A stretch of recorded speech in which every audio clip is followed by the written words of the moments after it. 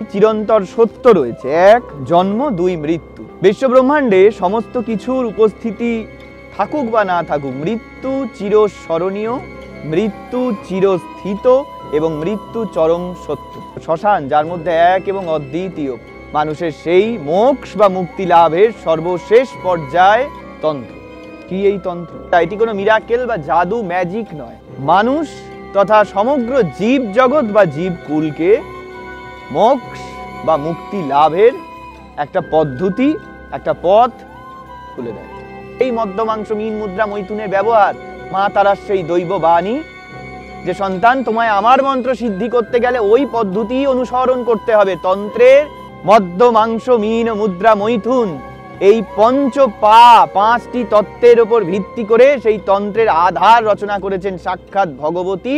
তন্ত্রাচার, তন্ত্রের আচার আচরণ, ক্রিয়া প্রতিক্রিয়া সবকিছু দেবী প্রদত্ত, সবকিছু শিব পতিত্ব। তন্ত্রের সেই আদি শুরু, সৃষ্টি সবটাই তাই শিব এবং দেবীকে কেন্দ্র করে। তন্ত্রের মধ্যে উপস্থিত রয়েছে সৃষ্টির উৎপত্তি, তার বিকাশ, তার বিবর্তন, জীবকুলের পরিব্যাপ্তি থেকে পরিসমাপ্তি পর্যন্ত, জন্ম থেকে মোক্ষ। শুধুমাত্র কি জীব, বিশ্ব ব্রহ্মাণ্ডের, কারণ দেবী আব্রহ্ম কীট জননী অর্থাৎ বিশ্ব প্রসবিনী।